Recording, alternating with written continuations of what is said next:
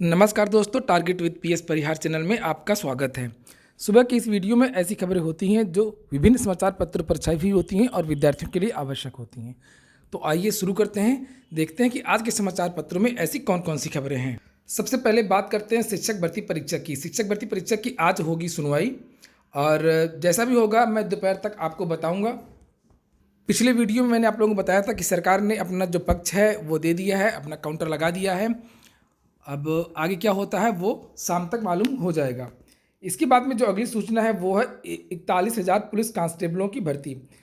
41,000 कांस्टेबलों की जो भर्ती हुई थी उसमें से जो महिलाएं थीं उनकी सीटें फिर खाली हो गई हैं, तो उसके लिए एक सूचना आई हुई है। ये विज्ञप्ति है, इसमें लिखा हुआ है कि कुल रिक्तियों की संख्या के दृष्टिगत पर्याप्त संख्या में महिला अभ्यर्थी उपलब्ध न हो पाने के कारण लिखित परीक्षा में सफल शेष महिला अभ्यर्थियों में से मेरिट के आधार पर अतिरिक्त महिला अभ्यर्थियों को अभिलेखों की समीक्षा एवं शारीरिक मानक परीक्षण की कार्रवाई के संबंध में, तो इसमें यह सूचना लिखी हुई है कि उक्त महिला अभ्यर्थियों को DVPST की कार्रवाई दिनांक 30 जनवरी 2019 एवं 31 जनवरी 2019 को जनपद आगरा, बरेली, लखनऊ, गोरखपुर, कानपुर नगर, झांसी, मेरठ, मुरादाबाद, सहारनपुर एवं मिर्जापुर के परीक्षण केंद्रों पर संपादित किया जाना प्रस्तावित है।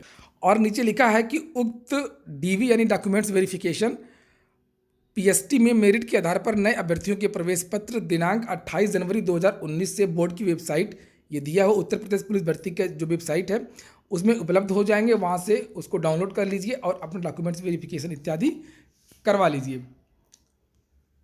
इसके बाद में एक और सूचना है कि उत्तर प्रदेश लोक सेवा आयोग की CBI जांच हो रही थी, तो उसके बारे में ये सूचना है कि एक साल में एक भी भर्ती की जांच पूरी नहीं CBI को करनी है। UPSC से हुई 586 भर्तियों की जांच 5 मई को दर्ज हुआ था पहला केस।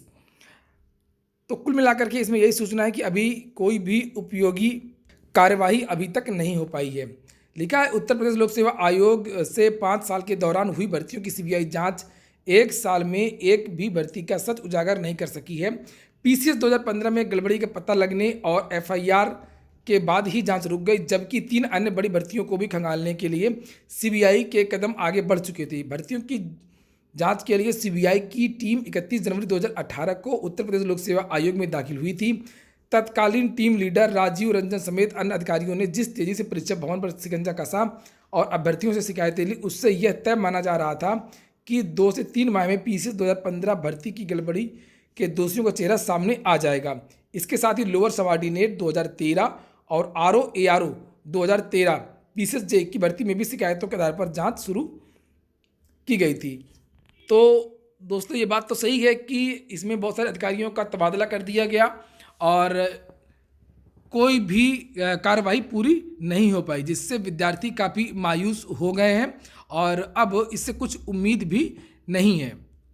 इसके बाद में एक और सूचना है, पेपर लीक प्रकरण की न्यायिक जांच इसी हफ्ते। उत्तर प्रदेश उच्चतर शिक्षा सेवा चयन आयोग यानी UPHESC की असिस्टेंट प्रोफेसर भर्ती परीक्षा में प्रश्न पत्र आउट होने की न्यायिक जांच इस हफ्ते शुरू हो जाएगी। जैसे कि अब विद्यार्थियों का आरोप था कि उच्चतर शिक्षा सेवा का जो असिस्टेंट प्रोफेसर की भर्ती थी उसका पेपर आउट हो गया था। 70 में से लगभग 62 प्रश्न आउट हो गए थे। नीचे लिखा है कि विधिक औपचारिकताएं पूरी होते ही सेवानिवृत्त जज सुभाष चंद्र बोस एकल तथ्यात्मक अन्वेषण समिति का नेतृत्व संभालेंगे। इसके लिए सोमवार को UPHESC में बैठक भी होगी।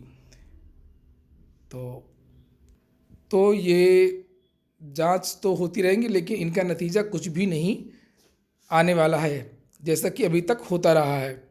पेपर आउट होना और गड़बड़ी होना बहुत बड़ी समस्या है उत्तर प्रदेश में। इसके बाद में कुछ और सूचना है, जो सिपाही भर्ती की परीक्षा हो रही है कल और आज जो होने जा रही है, उसके बारे में है कि सेंधमारी में 27 धरे बहुत सारे सालवर हैं इत्यादि पकड़े गए हैं, उसके बारे में सूचना है। सिपाही भर्ती परीक्षा के पहले दिन रविवार को सेंधमारी की कोशिश में प्रदेश में 27 लोगों को गिरफ्तार किया गया।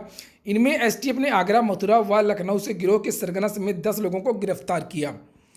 पुलिस ने विभिन्न जिलों में 17 को दबोचा। STF ASP we shall Vikram Singh ने लखनऊ में वासुदेव मेमोरियल गर्ल्स कॉलेज में छापा मारकर मास्टरमाइंड निशांत प्रभाकर व संतोष तिवारी निवासी लखनऊ, बहुत सारे नाम दिए हुए हैं इसमें, और ये बताया गया है कि ये जो है पैसे लेकर के ठेका लेते थे और दूसरों के एग्ज़ाम दिलवाते थे।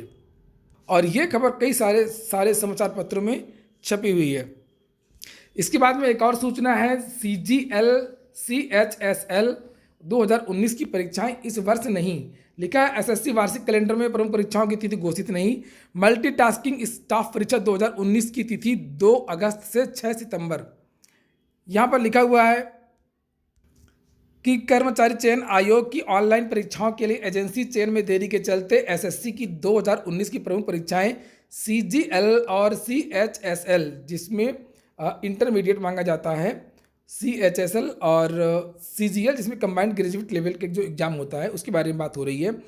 लिखा है SSC की ओर से जारी कैलेंडर में यहाँ पर CGL 2019 के लिए विज्ञापन प्रक्रिया 31 अक्टूबर से 28 नवंबर 2019 के बीच चलेगी। काफ़ी लेट सेशन हो गया है। और जबकि CHSL के लिए आवेदन 12 दिसंबर 2019 से 10 जनवरी 2020 के बीच होगा। इन परीक्षाओं की तिथि अभी तक घोषित नहीं की गई है। वहीं मल्टीटास्किंग स्टाफ नॉन टेक्निकल परीक्षा 2019 के लिए विज्ञापन 22 अप्रैल 2019 को जारी होगा। 2 अगस्त से 6 सितंबर के बीच में इसके प्रश्न पत्र की परीक्षा होगी। और इसी प्रकार से जूनियर ट्रांसलेटर इत्यादि। तो पूरी खबर यही है कि जो CGL की परीक्षा है और CHSL की जो परीक्षा है वो इस वर्ष नहीं होने जा रही है, और ये जो परीक्षा है ये काफ़ी लेट हो गई है। और CGL 2018 की अगर बात करें तो इसकी जो परीक्षा है ये 4 जून से होगी। यहाँ पर लिखा है कि SSC की ओर से जारी कैलेंडर में संयुक्त स्नातक स्तरीय परीक्षा 2018 टियर 1 की तिथि 4 जून से 19 जून 2019 के बीच में तय की गई है। CGL 2018 टियर 2 की परीक्षा 11 से 13 सितंबर 2019 और टियर 3 की परीक्षा 29 दिसंबर को होगी। यानी कि 2018 की परीक्षाएं होंगी, 2019 की 2020 में होंगी। इसके बाद में बात करते हैं लोअर सबऑर्डिनेट भर्ती परीक्षा के प्रारूप व पाठ्यक्रम की सूचना।